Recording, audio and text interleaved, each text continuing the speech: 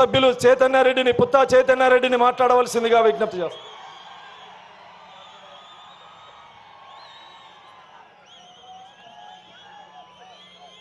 అందరికీ నమస్కారం.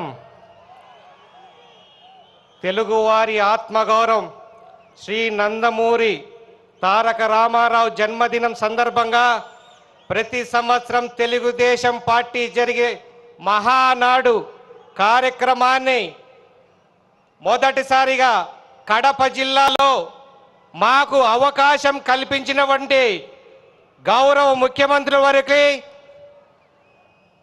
చంద్రబాబు నాయుడు గారికి అలాగే మా యువ నాయకుడు లోకేష్ గారికి ప్రత్యేక ధన్యవాదాలు మరియు కృతజ్ఞతలు తెలియజేసుకుంటా ఉన్నాను సార్. అలాగే ఈ వేదికమైనటువంటి అతిరథ మహారథులు, మంత్రులు, సహచర ఎమ్మెల్యేలు, ఎమ్మెల్సీలు, ఇతర గౌరవ సభ్యులందరికీ కూడా నమస్కారం తెలియజేసుకుంటూ, కడప జిల్లా తెలుగుదేశం కార్యకర్తల మజాకా అన్నట్టుగా ఈ రోజు ఈ జనసంద్రాన్ని చూస్తా ఉంటే బెంగళూరులో టీవీలు పగులుతున్నాయేమో అని డౌట్ వస్తూ ఉంది. ప్రత్యేకంగా మా నాన్న పుత్తా నరసింహారెడ్డి గారు ఆయన డెవలప్ చేసిన కార్యకర్తలు నాకు ఇచ్చిన పెద్ద ఆస్తి. తెర వెనకుండి పని నడిపించి అవసరం వచ్చినప్పుడు సైనికుల్లా పనిచేసే వారొక్కరికి ప్రతి ఒక్కరికి కృతజ్ఞతలు తెలియజేస్తా ఉన్నాను. తెలుగుదేశం పార్టీ ఒక బాడీ అయితే దానికి వెన్నెముక మన కార్యకర్తలు. ఎన్ని కష్టాలు ఎదురైనా, ఎన్ని నష్టాలు ఎదురైనా, ఎన్ని ఒడిదుడుకులున్నా వెన్ను వంచని పార్టీ తెలుగుదేశం పార్టీ. దానికి కారణం తెలుగుదేశం కార్యకర్తలు కాబట్టి వాళ్ళు వెన్నెముక లాంటి వాళ్ళు. గొంతు మీద కత్తి పెట్టి ప్రాణం తీస్తా అంటే కూడా జై తెలుగుదేశం అన్న చంద్రన్న ఎంత గొప్ప కార్యకర్త. మన తెలుగుదేశం కార్యకర్తలందరూ కూడా ఒక్కసారి గర్వంగా ఫీల్ అవ్వాలి. అలాంటి కార్యకర్తలు కూడా మానసికంగా క్రూరత్వంగా మన కుటుంబ సభ్యుల పెద్దల్ని అవమానిస్తే ఎక్కడో కొంచెం వంగుతుందేమో అనిపించింది. అలాంటి సమయంలో ఒక గుండె ధైర్యం అడుగు పెట్టింది. ఆ గుండె ధైర్యం పేరే యువగలం. ఆ ధైర్యాన్ని ఇచ్చిన గుండె మా నారా లోకేష్ అన్న గారు. కరెక్ట్గా 2 సంవత్సరాల కింద ఆ యువగలం ఈ కడప జిల్లాలో అడుగు పెట్టింది. ఎన్ని కుతంత్రాలయ్యా. తెలుగుదేశం పార్టీ యువగలం అడుగు పెట్టిన తర్వాత కార్యకర్తలను అడ్డుకున్నారు. పోస్టర్లు అంటాడు, పోస్టర్లు చించుతారు, మన ఖర్చు పెడితే అడ్డం పెడతారు, కేసులు పెడతారు. ఎన్ని పెట్టినా కూడా వెనక్కి తిరగకుండా ముందుకు సాగి ప్రతి ఒక్కరికి ధైర్యం పంచిన యువగలాన్ని ఈరోజు పార్టీ అధికారంలో ఉందంటే ఆ రోజు మన గుండె ధైర్యం నింపిన ఆ యువగలమే కారణం అని చెప్పి మీ అందరికీ నేను తెలియజేసుకుంటా ఉన్నాను. ఇంకేం చేశారు? అర్ధరాత్రిలు జీవోలు తీసుకొచ్చారు, మైకులు కట్ చేశారు. మైకు కట్ చేస్తే ఏమైందయ్యా? ఆంధ్రప్రదేశ్ ప్రజలంతా కలిసి నీకు అసెంబ్లీలో మైకు లేకుండా చేశారు. ఒక్క గొంతు ఆగితే సరిపోతుంది అనుకున్నారు. ఆ గొంతే ఆంధ్రప్రదేశ్లోని కోట్ల మంది గొంతే. ఆ రీసౌండ్కు అసెంబ్లీలో నీకు సౌండ్ లేకుండా చేసినారు జగన్మోహన్ రెడ్డి. గుర్తుపెట్టుకో. ఒక్క పిలుపుతో, లోకేష్ గారి ఒక్క పిలుపుతో 1 కోటి మంది కుటుంబ సభ్యులు ఒక్క రీజనల్ పార్టీలో వచ్చిందంటే అది రికార్డ్ బ్రేకా కాదా?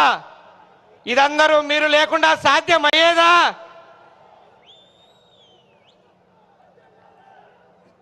ఇలాగ చేసుకుంటా పోతే చాలా పనులు చేశారు. యువగలం వచ్చినప్పుడు ఇక్కడున్న దొంగ భూములన్నీ కూడా బయట పెడతా అన్నాడు. ఈ లోపలే ఆయన వచ్చే 2 రోజుల ముందే సజ్జల చేసిన దొంగ భూములు అటవీ ప్రాంతాలన్నీ ఆక్రమించుకునేవి తీశారు. అలాగే భావన టౌన్షిప్ ఆ రోజు స్పెషల్గా మెన్షన్ చేశారు యువగలంలో.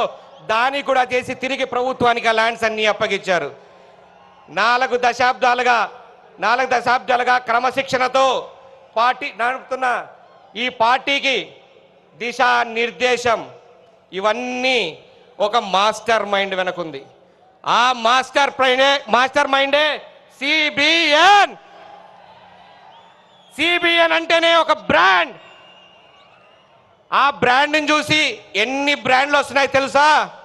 అందుకే is the brand behind all brands అని గర్వంగా చెప్పుకునేదానికి ఒక తెలుగుదేశం కార్యకర్తగా చెప్తా ఉన్నాను.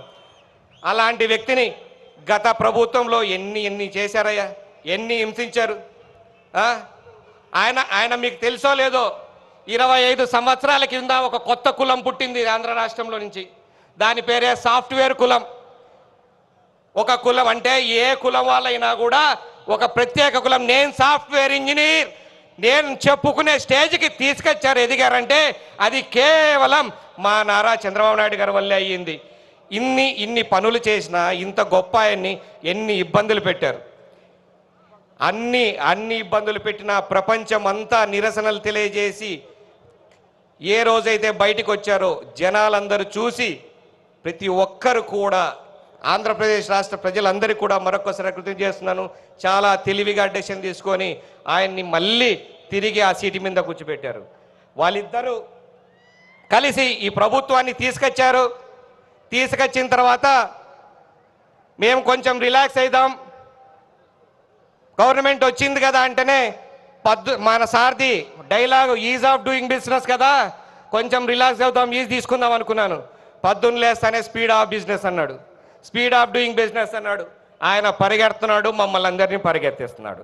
ఆయన మాట ఇచ్చాడో లేదో మా నారా లోకేష్ గారు స్పీడ్ చాలా అందుకున్నాడు.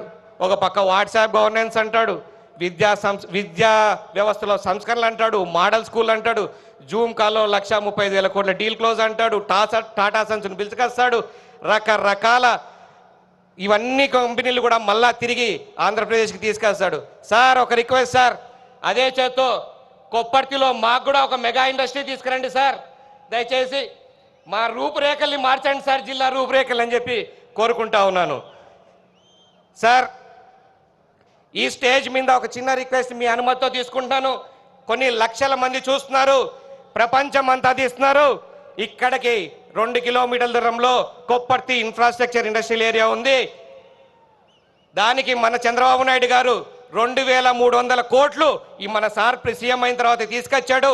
కాబట్టి ఎక్కడున్న పెట్టుబడిదారులందరూ కూడా మీకేమి ఇబ్బంది లేదు. ఇది వాటాలు అడిగే ప్రభుత్వం కాదు, పని చేసే ప్రభుత్వం. మేమందరం కూడా మీకు అండగా ఉంటాం. వచ్చి ఇక్కడ పెట్టుబడి పెట్టండి. Air connectivity, road connectivity, rail connectivity అన్నీ ఉన్నాయి. కాబట్టి తప్పకుండా మీరందరూ రండి. ఇదే ముసుగులో సార్ మీరు ఇంతకు ముందు వచ్చినప్పుడు జిఎన్ఎస్ఎస్ కాలువ ఈసారి కంప్లీట్ చేస్తామని చెప్పారు. నాకు కూడా మొన్న కలిసినప్పుడు 5 ఏళ్ల లోపల మీరు చేస్తా అని చెప్పారు. కాబట్టి జిఎన్ఎస్ఎస్ కాలువ పూర్తి చేసి కడప నగరానికి మంచినీళ్ళు, కొప్పర్తికి ఇండస్ట్రియల్ నీళ్లు, అలాగే కమలాపురం నియోజకవర్గానికి 90,000 ఎకరాల ఆయకట్టు కూడా పెరుగుతుందని చెప్తున్నాను సార్. థ్యాంక్ యూ ఇవన్నీ చేసినందుకు. చివరిగా ఈ కార్యక్రమాన్ని ఇంత గొప్ప సక్సెస్ చేసిన ప్రతిరోజు ఇక్కడ పనిచేసినటువంటి మా కార్యకర్తలకు, లీడర్లకు పేరు పేరు మరొక్కసారి ధన్యవాదాలు తెలియజేస్తున్నా. చివరిగా మన యుద్ధంలో ప్రాణాలు కోల్పోయిన జవాన్లందరికీ నివాళులర్పిస్తూ భారత్ మాతాకి వందే మాతరం, జై తెలుగుదేశం.